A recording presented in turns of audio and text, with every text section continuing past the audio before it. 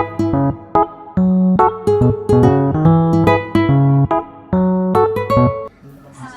warahmatullahi wabarakatuh. Waalaikumsalam warahmatullahi wabarakatuh. Selamat pagi Bapak. Mohon Pagi. izin kami meminta untuk diwawancarai ke Bapak. Ini kami dari mahasiswa Universitas Muhammadiyah Profesor Dr. Hamka, UHAMK Pasar Bo, Oke. jurusan Pendidikan di Sekolah Dasar Bapak. Semester 4, tujuan saya Mianwati. Saya Sentiawan. Saya Ragil. Terima kasih. Iya. Kami mohon izin ya Bapak untuk mewawancarai Bapak satu kepala sekolah SD Angkasa 3. Angkasa 3 mengenai mata kuliah kami Saat 100% sebelumnya ingin ini Pak tahu nama biodata singkat Oh baik, mohon izin. Assalamualaikum warahmatullahi wabarakatuh. Kenalkan, saya Ahmad Sanusi. Saya kepala sekolah di SD Angkasa 3 dan tempat tinggal saya di Bekasi, Pondok Gede. Dan saat ini saya menjabat baru 1 tahun nih sebagai kepala sekolah di SD Angkasa 3. Sebelumnya menjadi guru agama Islam di SMP Besar. Sebelum saya di sini, saya jadi kepala sekolah di SDIT daerah Bekasi kurang lebih 6 tahun. Ingin jadi guru bahasa Arab di sekolah yang lama juga kurang lebih di Arab. Jadi mungkin singkatnya ya. ya sedikit. Iya Pak. kalau untuk umur Kondisi usia saya saat ini 35 tahun. Waktu awal menjabat itu di umur berapa Pak? menjadi kepala sekolah. Awal saya menjabat jadi kepala sekolah pada saat di sekolah yang lama ya, Iya. itu usia saya kurang lebih 29. Kalau menjabat di sini Kalau menjabat di dari SD tahun di SD Angkasa 3 saya dari tahun 2024. Iya. berikutnya apa filosofi atau pandangan Bapak mengenai pentingnya supervisi pembelajaran guru? Oh, baik. Ya kalau buat saya pribadi supervisi itu harus dilakukan karena kita tanpa supervisi kita tidak bisa melihat bagaimana cara guru saya pribadi mengajar, memberikan sastra ilmu kepada anak-anak. Karena mutu pendidikan itu salah satunya kan kalau bukan dari guru, maka kita perlu ada yang namanya supervisi guru agar apa? Agar kita bisa evaluasi ketika nanti mereka kurang dari segi pembelajarannya, medianya dan lain sebagainya, itu bisa kita evaluasi dari supervisi tersebut. Untuk pertanyaan selanjutnya, apa tantangan terbesar bagi Bapak dalam pelaksanaan supervisi pembelajaran di sekolah ini Pak? Tantangannya terkadang untuk supervisi di sekolah itu terkait dengan kegiatan sekolah juga ya, karena terkadang kita sudah mengusir jadwal dengan sebaik-baiknya akan bentuk dengan kegiatan di sekolah atau dengan kegiatan tidak sesuai seperti itu. Tapi itu semua bukan menjadi sebuah alasan, melainkan supervisi itu tetap berjalan, namun terkadang waktunya tergeser. Ya. Cuma ketika dilakukan dan supervisi itu dilakukan untuk semua guru dan juga karyawan, yang bukan hanya guru melainkan tenaga administrasi juga, TU, operator, bendahara, ya itu juga semua supervisi oleh kepala sekolah dan didampingi oleh wakil kepala sekolah. Ini berarti ya Pak. Iya, terkadang kita juga melibatkan guru-guru yang mohon maaf tadinya kita bisa memberikan kepercayaan dalam hal mungkin dia nilai supervisinya bagus, ya kan bisa diberikan bisa memberikan pembelajaran buat teman-teman yang lainnya. Berarti untuk cara memilih guru yang di supervisi itu balik ke semuanya Pak? Iya, semua guru wajib disupervisi. Selanjutnya bagaimana Bapak melibatkan guru dalam perencanaan supervisi Pak, agar mereka merasa memiliki peran penting? Oke, dalam hal ini kita tentu melibatkan dengan guru, kita membuat perencanaan dan juga untuk pelaksanaan jadwal dan sebagainya dari kegiatan meeting ya di setiap minggu. Jadi kita ada meeting mingguan, kita buat itu semua diskusi bareng dengan guru-guru terkait dengan pembelajarannya apa, nilainya apa saja, dan apa yang disiapkan itu kita berikan informasi tersebut kepada guru-guru agar kiranya guru-guru merasa nyaman dan menyiapkan dengan sebaik-baiknya, karena pada hakikatnya sebenarnya hal itu harus disiapkan oleh bapak ibu guru kita, karena itu bagian dari tanggung jawab mereka sebagai guru. Tapi dalam hal ini kita sebagai keluarga, kalau buat saya ini punya keluarga ya dengan guru-guru itu, jadi kita harus ada komunikasi juga agar benar-benar persiapan itu lebih gampang lagi dalam hal pembelajaran. Pertanyaan selanjutnya Pak, bagaimana Bapak memastikan kegiatan praobservasi benar-benar membantu guru dalam rangka merancang pembelajaran yang efektif dan tidak hanya sekedar formalitas? Oke, jadi di dalam supervisi itu ada beberapa tahapan. Ya, jadi nggak langsung ujuk-ujuk kita, iya. Jadi kita juga tahap pertama yaitu kita tadi saya bilang kita buat jadwal dulu, Iya. terus kita juga memberikan instrumennya dulu kepada guru-guru. Setelah itu kita menentukan apakah observasi kelas dulu atau administrasi dulu seperti itu. Nah, makanya praobservasi itu menjadi suatu hal yang penting agar guru kami itu memiliki persiapan yang matang. Oke Pak, tadi kan sudah menyampaikan ya, kalau misalkan supervisi itu dengan supervisi. Terus ada masih pakai pendekatan atau metode khusus yang Bapak lakukan dalam mensupervisi metodenya? Metodenya ya, Iya.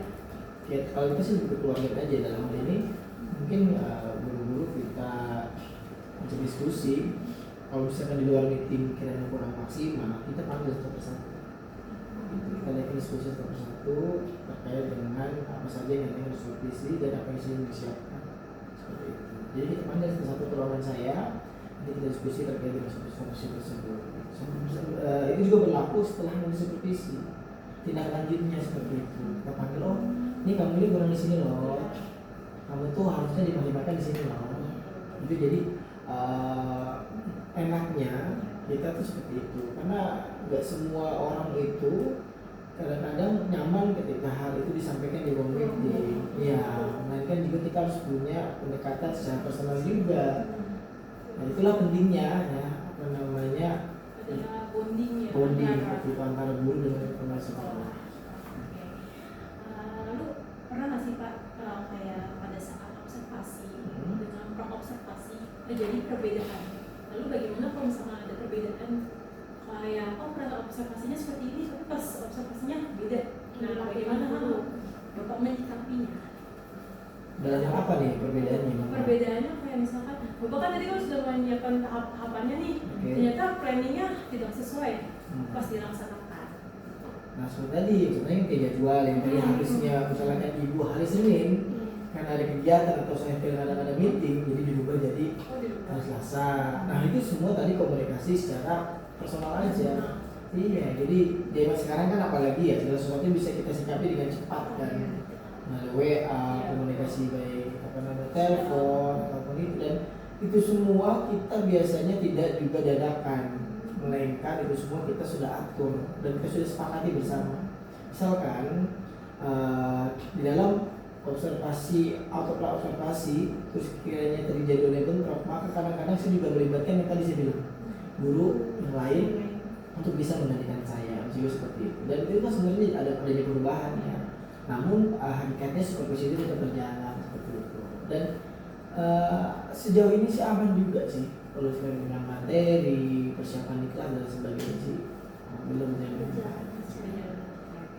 Oke, selanjutnya bagaimana peran Bapak menyeimbangkan Bapak itu sebagai penilai sekaligus pendukung perkembangan profesional guru. Nah, bagaimana Bapak menyeimbangkan kegiatan Bapak sebagai kedua peran tersebut sebagai penilai dan pendukung?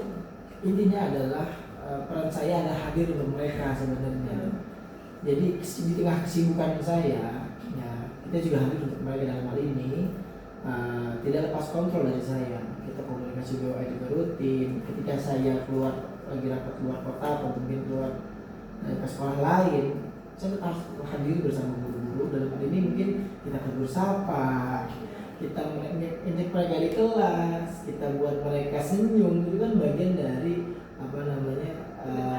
pendekatan atau komunikasi yang baik dengan guru-guru. Karena perlu diketahui nih oleh teman-teman semua, pemimpinan yang baik adalah pemimpin yang bisa merangkul mereka gitu. Kita nggak perlu marah-marah, kita cuma perlu senyum dan ajak mereka gitu. Ya, mungkin bisa dibilang nih kalau sharing-sharing nanti dengan si ibunya Darica ya, tahu bagaimana guru-guru SD masa 3, karena menjadi guru profesional itu salah satunya dengan cara yang baik, dengan cara merangkul yang baik, kita arahkan yang baik, tapi ujungnya sama gitu. Jadi tujuannya sama. Karena kalau kita terlalu kaku, terlalu keras gitu, yang ada mereka yang nyaman, agak itu susah untuk menjadi guru profesional. Tapi dengan cara kita seperti ini, kita hahi bareng, nanti dampaknya apa? Mereka akan gampang kita rangkul, kita jadikan guru profesional. Oke, selanjutnya bagaimana Bapak menunjukkan secara lengkap kemampuan bagaimana observasi Bapak menunjukkan secara lengkap kemampuan mengajar dan keahlian profesional guru. Maksudnya bagaimana Bapak menunjukkan nih profesional Bapak tadi udah ya sama aja. Nah, itu bertindak lanjut maksudnya. Bertindak lanjut Hasilnya ya.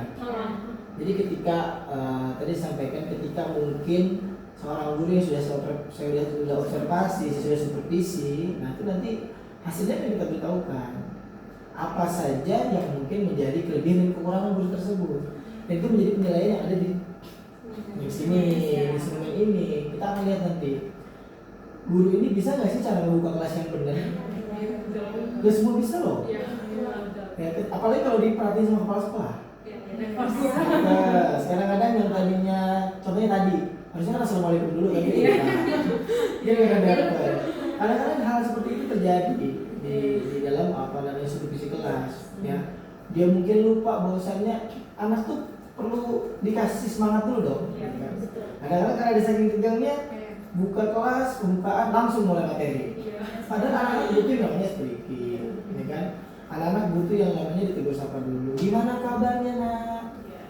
Kan kayak gitu. Ya, jadi terkadang hal itu ketika disupervisi, kadang-kadang mereka lupa dengan mengenal itu. Ada juga yang perfect ya, ada juga yang tadi saya bilang makanya nilai itu ada baik dan sangat baik ya.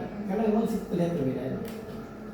Tuh, dan itu kita komunikasikan langsung. Nah, saya pribadi langsung memanggil guru tersebut ya, kita langsung jelaskan kamu kurangnya di sini, kamu bagusnya di sini, hal ini perlu diperbaiki, tolong medianya dilengkapi. Karena pembelajaran yang baik adalah pembelajaran yang butuh media pembelajaran.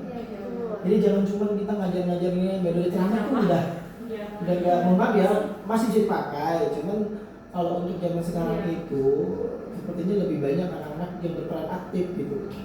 Jangan jangan teacher center ya, tapi student center. Jadi jangan cuma kita anak-anak mau tidur. Ya, lainnya kita juga harus aktif dalam melibatkan anak untuk pembelajaran. Saya bilang bahwasanya kalau saya tipe orang yang mohon maaf ya Bu ya, memanusiakan manusia. Kata kuncinya itu ya, memanusiakan manusia. Jadi ketika kita dengan guru-guru kita benar melayani, karena saya sebagai kepala sekolah melayani mereka. Ya, sekolah tanpa ada guru. Kalau nggak ada kepala sekolah masih ada masih guru. Karena guru menjadi tolak ukur yang harus kita jaga benar-benar. Itu fondasi yang harus kita jaga. Saya sebagai kepala sekolah saya harus melayani guru saya. Harus berbuat baik sama mereka. Ketika mereka nyaman, otomatis mereka di kelas akan melakukan yang terbaik. Tapi ketika mereka udah nyaman dengan saya, ya ada mereka memang ya kita berpura-pura senyum segala macam. Beda loh senyumnya orang pura-pura dengan yang tulus itu beda. Jadi saya buat agar mereka itu tulus jadi seorang guru profesional itu harus dari hati. Harus dari hati ke hati lah. Jadi hati-hati ya. Lalu dalam penilaian instrumen, apakah ada format khusus yang digunakan dalam proses evaluasi ini Pak? Iya ada. Iya, seperti ini contohnya. Oke. Lanjut, bagaimana Bapak memastikan hasil diskusi secara observasi? Memastikan Hasil diskusi secara observasi melalui langkah nyata, bukan hanya dari sekitar. Mungkin gini Pak, kan dari hasil evaluasi yang tadi Bapak sudah jelaskan pasti kan ada hasil ya Pak. Apakah dari itu hanya cara gunakan atau dari penjelasan dari dulu untuk lebih nyata lagi? Oh jelas, karena yang namanya evaluasi itu kan kita memberikan langsung apa yang menjadi kekurangan dan kelebihan mereka. Secara langsung ketika saya memberikan arahan kepada guru-guru, misalnya apapun kekurangan-kekurangannya, otomatis mereka akan melakukan perubahan itu, seperti itu. Dan itu bukti nyata. Dan kita bisa lihat dari respon orang tua, respon anak-anak kita belajar, dan saya bisa buktikan itu. Bagaimana caranya? Saya harus dekat dengan murid-murid. Saya harus rangkul mereka. Saya harus tanya bagaimana bu guru mengajarnya. Kita akan seperti itu. Itu kan bagian dari yang terkadang guru-guru nggak tahu nih. Karena penilaian itu bukan cuma di dalam kelas, dan di luar kelas itu juga. Melalui apa? Melalui murid. Itu lebih real. Karena murid apa adanya, anak kecil yang ada ngomong.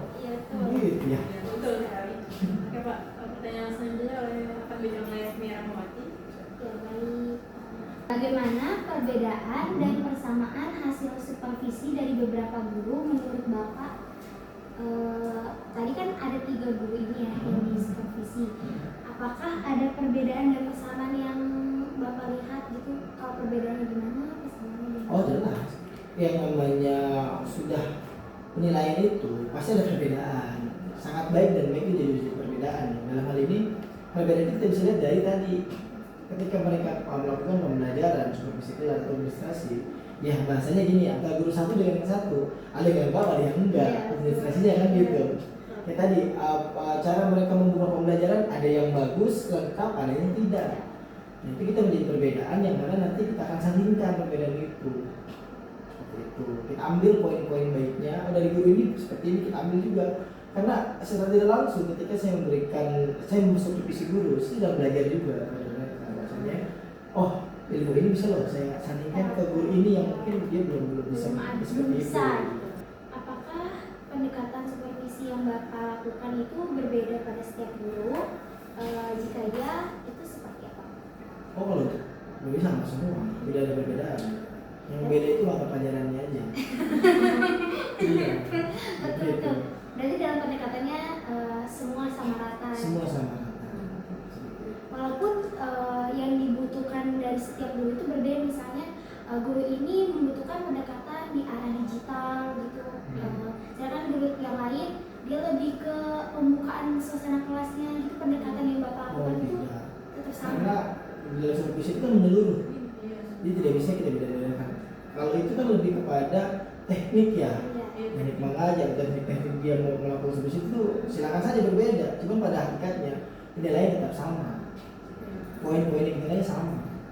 Tapi kalau dia mau digital dengan digital, atau dia mungkin dengan metode ceramah, atau PBL, PGBL segala macam, oke silakan aja kita berikan kepada mereka agar mereka ya bisa bisa nyaman dalam memberikan pembelajaran. Karena satu kunci yang penting adalah guru itu harus memberikan kenyamanan buat anak-anak. Jadi kita nggak terlalu kaku juga. Kamu harus gini ya. Akhirnya mereka nggak jadi diri sendiri. Masih aja nyamannya mereka. Ada juga kan ada anak yang takut yang mau guru karena gurunya kesannya galak. Ada aja kayak gitu karakter ya karena guru itu kan namanya bisa bilang orang seni ya, dia harus semuanya dia harus bisa karena siswa itu berbeda-beda kan.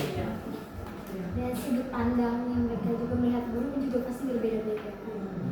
Bagaimana upaya evaluasi hasil supervisi yang dilakukan di sekolah? Tadi dalam hal ini kan seperti itu kan penilaian ya. Upaya saya untuk menilai supervisi ini dari hasil penilaian supervisi tersebut. Bisa berjalan ya? Iya, menjadi dengan lancar atau tidak. Dan sebagaimana dengan hasil guru-guru. Karena penilaian kita itu bukan cuma dinilai dari untuk kritik sekolah saja, mungkin kita juga yayasan. Jadi mungkin yang guru-guru memiliki nilai bagus, juga dengan memiliki nilai yang mungkin pas, itu juga nanti akan disetorkan ke yayasan. Karena kita di sini berdiri untuk yayasan. Bertanya Pak, kan di dalam supervisi itu pasti dalam setiap sekolah ada administrasi pegawai ya Pak. Apakah masalah administrasi pegawai di sekolah ini? kalau untuk digitalisasi dan segala macam, administrasi itu menjadi bagian pendukung dalam pembelajaran ya. Iya. Jadi bisa saya bilang itu semua terikat gitu. Dalam hal ini untuk proses pembelajaran pun ya memang harus benar dalam pantauan kita, dan alhamdulillah bersyukurnya nih ya, tim saya ini dalam hal digitalisasi segala macamnya itu baik gitu, karena SDN kelas 3 guru-gurunya itu kita mohon maaf ya, pembuatan soal, terus juga kita dibanyakan administrasi, jadi itu kan semua kan dari bagian administrasi. Itu sudah bisa dikerjakan dengan baik ya, sehingga terciptanya supervisi itu bisa jadi dengan lancar. Dalam kelasnya itu udah melakukan aplikasi digitalnya gitu, seperti adanya proyektor atau Oh iya ada. secara penggunaan proyektornya guru-gurunya atau menggunakan proyektor itu atau belum semua? Oh, kalau untuk penggunaan proyektor dalam digitalisasi itu semua kita sudah menurut. Ya, sudah dari guru bidang, mulai kelas kita menggunakan proyektor, namun tidak selalu. Ya, tidak berarti tiap hari menggunakan tidak juga. Karena ada pembelajaran yang memang membutuhkan, ada juga yang tidak. Gitu. Itu sih. Berarti dimulai dari kelas 1 ya Pak? Iya Pak, dimulai kelas 1 itu sudah. Berarti disesuaikan dengan pembelajarannya. Iya, sesuai dengan pembelajarannya. Oh iya, apakah ada permasalahannya dari kayak kan biasanya orang tua murid itu adanya perubahan di saat kayak membagikan rapot, pasti diajar juga guru-guru akan melakukan rapat kerja. Dari permasalahan itu, apakah permasalahan itu menjadi bahan evaluasi ataukah menjadi masalah di sekolahnya itu sendiri? Wah, oke, kalau dalam hal ini itu selalu ada evaluasi, bukan cuma pada saat ini mengambil rapot saja, melainkan sebelum mengambil rapot pun kita ada rapat besar. Tadi saya bilang SDN kelas 3 itu di dalam setiap minggunya kita ada rapat evaluasi. Jadi setiap hari biasanya saya melakukan evaluasi itu di hari Kamis kan. Terus biasanya saya kalau saya lagi keluar seperti nggak ada meeting, tapi kalau misalkan saya di sekolah pasti saya meeting. Nah itu semua mengevaluasi bagaimana pembelajaran, terutama ya pembelajaran di kelas, apa sih kendalanya kalian itu dengan anak ini ada kendala. Nah bagaimana cara nyikapinnya? Nanti mungkin ada guru yang lain nyambut, oh seperti ini bu. Kita selalu dievaluasi. Kalau untuk evaluasi di rapat kerja itu lebih kepada persiapan untuk tahun ajaran berikutnya. Terus Iya. pembelajarannya Iya. Kalau untuk evaluasi yang seperti sifatnya mungkin kayak peserta didik atau sarana-sarana itu kita sudah backup semua di rapat mingguan. Kalau itu berikutnya tinggal kita data saja apakah yang sudah dilengkapi atau yang di rapat kerja. Untuk rapat kerjanya itu memang sama guru-guru atau bersama orang tua gitu? Nah kita untuk rapat kerja itu kita pertama dengan guru-guru dulu. Setelah dengan guru-guru kita sudah buat program kerja selama 1 tahun, baru kita melibatkan orang tua. Dalam hal ini diwakilkan oleh komite sekolah. Ya kita tidak melibatkan semua orang tua. Karena di sini kita ada komite. Jadi komite nanti menjembatani untuk komunikasikan kepada orang tua lainnya. Pasti setiap semangat orang itu pasti ada turun dan naiknya. Pasti di pertengahan pembelajaran itu kadang ada juga permasalahan yang datang menjadi turunnya semangat guru tersebut. Bagaimana Bapak sebagai kepala sekolah untuk meningkatkan semangat guru-guru tersebut? kinerja guru tersebut ya. Memberikan motivasi. Yang pertama tadi kita jaga komunikasi yang baik. Yang kedua, yang pentingnya tadi saya bilang rapat mingguan itu sebenarnya itu bagian dari motivasi guru-guru juga. Karena secara tidak langsung kita berikan perhatian kepada mereka. Karena guru itu butuh perhatian Ya, loh. betul. Kan gitu butuh diajak bicara loh. Yang melalui momen-momen apa ya? Rapat mingguan atau mungkin kalau saya pribadi ya membuat menyenangkan guru-guru itu salah satunya dengan kita ngobrol bareng, merujak bareng, kita ajak makan bareng, atau mungkin merayakan hari-hari ulang tahun guru-guru bareng. Itu menjadi bagian dari cara kita memotivasi semangat. Jadi kalau sekolah dari segitu kita ajak jalan-jalan bareng di luar kota, itu bondingnya bagus banget. Serius bagus banget. Itu akan menjadi apa gampang. Dalam arti maksud gampangnya itu, bu tolong ya, kita langsung set. Iya. Benar dah. Jadi lebih enak karena kita melayani mereka dengan sepenuh hati. Cek.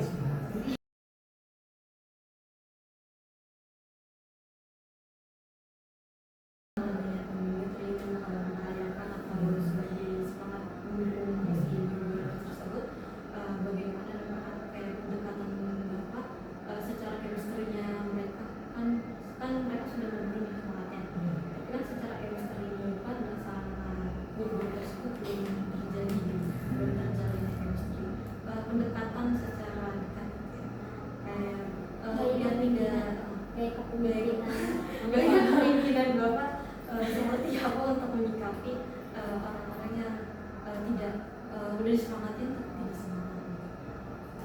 Kalau saya bisa bilang, saya tipe orang yang memang intinya kita bisa merangkul sih. Kalau buat saya adalah saya ini bukan sebetulnya sebagai kepala sekolah, mereka saya juga seorang guru. Jadi saya berusaha semaksimal mungkin untuk menjadi seperti mereka. Berbagian Iya, berbagian dengan mereka. Saya nggak pernah melupakan kamu harus hormat dengan saya ya. Misalnya kepala sekolah, saya cuma bilang kita adalah teman. Jadi mereka paham kapan kita harus profesional, kapan kita harus berteman, dan dalam hal ini dengan kita seperti itu, maka mereka juga akan ngerti. Dalam hal ketika mereka lagi down misalkan atau lagi nggak semangat seperti yang kakak bilang, tinggal kita aja ngobrol, ayo maunya apa sih? Gitu.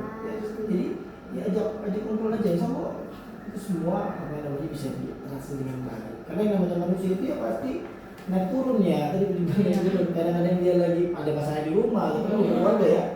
Karena kan ada aja, pasti itu ada aja. Dibawa ke sekolah, ya. Kadang tiba-tiba nggak mood segala macam, gitu kan. Itu pasti ada aja. Cuman bagaimana cara kita nyikapinnya? Ketika mereka kayak gitu, kita jangan sampai emosi juga. Kita aja ngobrol lah. Ya, tapi kalau memang kiranya dia sering-sering begitu ya, kita juga harus panggil juga. Ya, gitu jadi nggak kita juga harus apa ya? Harus tegas juga. Kadang-kadang kan ada kinsnya itu, kadang-kadang itu ada guru-guru yang mohon maaf kalau kita terlalu baik juga, mereka kadang-kadang ngegampangin. Ada nih begitu. Cuman bagaimana caranya juga tegas juga. Dan nanti ketika mereka gampangin nih, misalkan mohon maaf dari kedisiplinan nih, dari kehadiran segala macam. Nah ada yang datangnya mungkin telat segala macam, keseringan segala macam, kita juga harus tinggal lihat. Nah ini sekarang bersikap sebagai kepala sekolah. Kita harus bilang, kita harus bilangin dia bagaimana caranya kita berkomunikasi. Itulah pentingnya peran juga ya sebagai kepala sekolah juga sebagai itu. Terima kasih Bapak, ya sudah meluangkan waktu. Mohon maaf Pak, saya telat tidak mengirimkan Dari semua pertanyaan. Oke.